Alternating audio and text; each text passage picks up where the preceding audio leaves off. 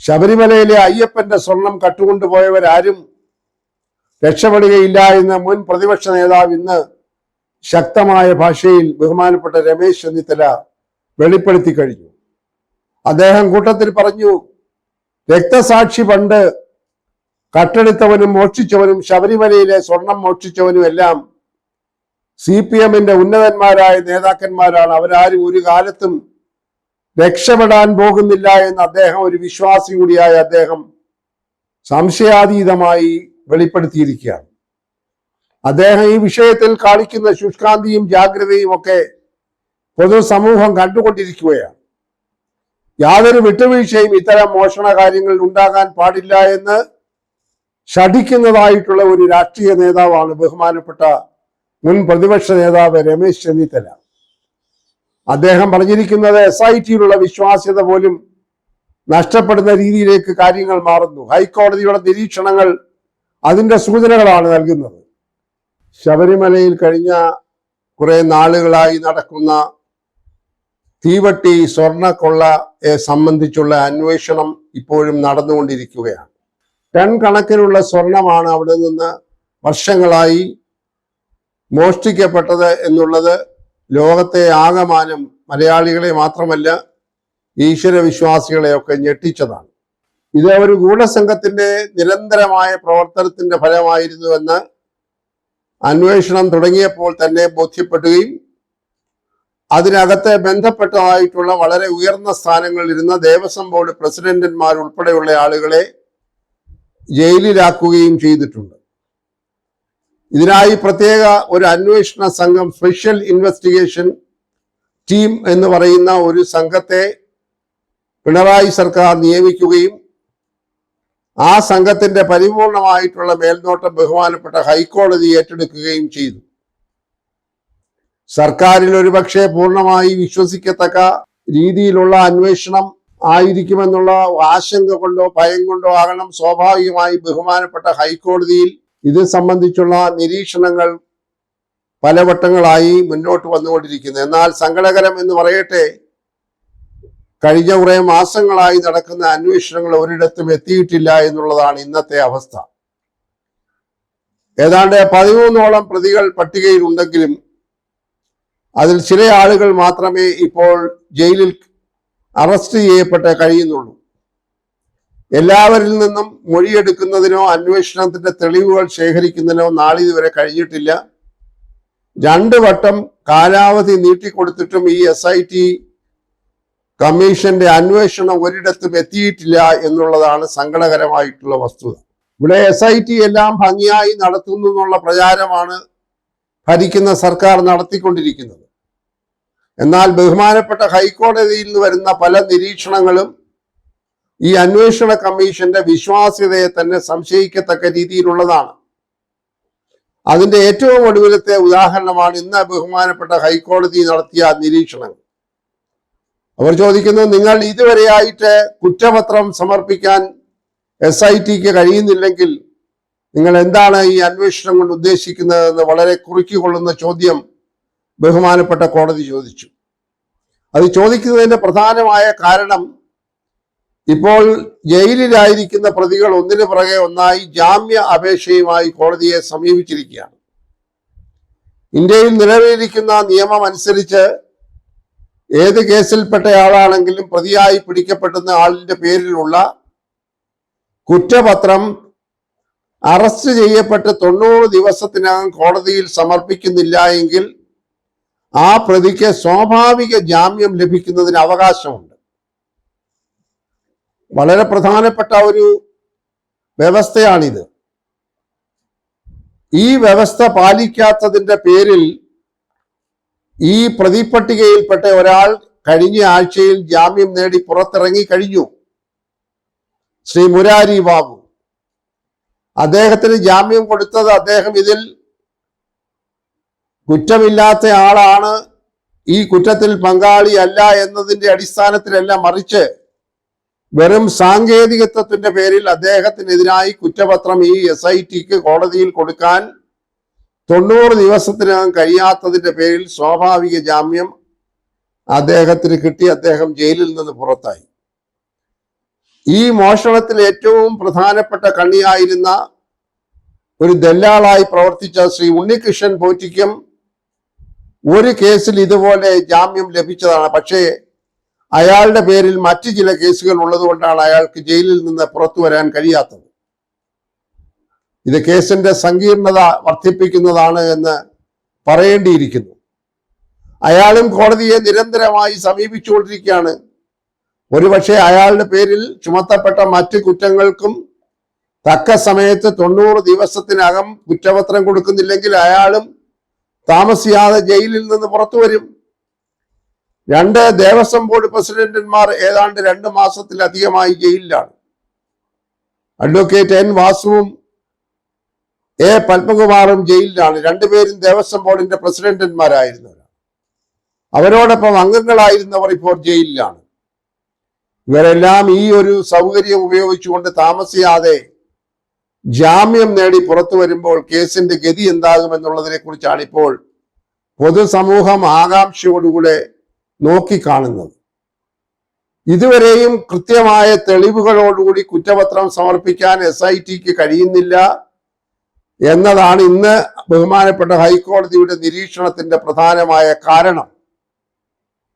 അവർ ഭയക്കുന്നത് ദുർബലമായ രീതിയിൽ കുറ്റപത്രം സമർപ്പിച്ചാൽ, വേണ്ടത്ര തെളിവുകൾ ഇല്ലാതെ കുറ്റപത്രം സമർപ്പിച്ചാൽ പ്രതികൾ രക്ഷപ്പെടും എന്ന കാരണം പറഞ്ഞുകൊണ്ടാണ് അവർ തീവ്രമായ അന്വേഷണം നടത്തിക്കൊണ്ടിരിക്കുകയാണ് എന്നൊക്കെ പറയുന്നത്.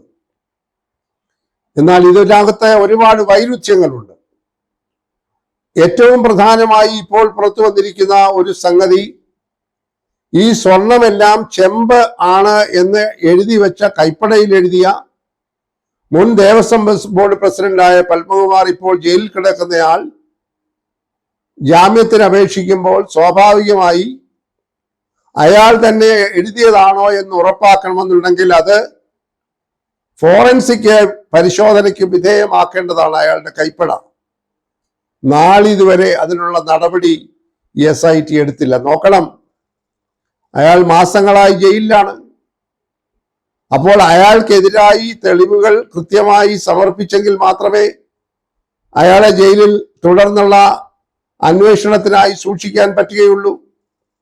അപ്പോൾ SIT എന്ന് പറയുന്ന ഈ അന്വേഷണ കമ്മീഷൻ വേണ്ട രീതിയിൽ തെളിവുകൾ കൃത്യമായി ശേഖരിക്കുന്നില്ല എന്നതിന്റെ ഏറ്റവും ഒടുവിലത്തെ ഉദാഹരണമാണ് ഈ സംഭവം ഉണ്ടായിട്ട് മാസങ്ങൾ കഴിഞ്ഞിട്ടും അയാളുടെ കൈപ്പട പരിശോധിക്കാൻ ഫോറൻസിക്കിലേക്ക് നടപടികളെടുക്കാൻ യാതൊരു ശ്രമവും നടത്തിയില്ല എന്നുള്ളത് എന്തൊരു അക്ഷന്തവ്യമായ അപരാധമാണ്. അപ്പോൾ തന്നെ ഈ SITയുടെ വിശ്വാസ്യത നഷ്ടപ്പെട്ടുകൊണ്ടിരിക്കുന്നു. ഇവിടെ നേരത്തെ തന്നെ SITയുടെ മേൽ ഭരിക്കുന്ന സർക്കാരിന്റെ സമ്മർദ്ദമുണ്ട്. അതിന്റെ ഫലമായി ഇതിൽപ്പെട്ടിരിക്കുന്ന പ്രതികളെല്ലാം ഭരണ സംവിധാനത്തിന്റെ ഭാഗമായതുകൊണ്ട് അവരെ സംരക്ഷിക്കുന്നതിന് വേണ്ടി ഉദാസീനമായി ആണ് അന്വേഷണം നടക്കുന്നത് എന്നുള്ള ആക്ഷേപം നിരന്തരമായി വന്നുകൊണ്ടിരിക്കുകയാണ്. അപ്പോഴും വേണ്ട രീതിയിലുള്ള അന്വേഷണം ഗൗരവപ്പെടുത്താൻ SIT നടപടികൾ സ്വീകരിക്കുന്നില്ല എന്ന് വരുമ്പോൾ ഈ SITയെ കുറിച്ചുള്ള അന്വേഷണവും വിശ്വാസ്യതയും നഷ്ടപ്പെട്ടു പോകുന്നു എന്ന് പറഞ്ഞാൽ അതിലൊട്ടും അതിശയോക്തിയില്ല.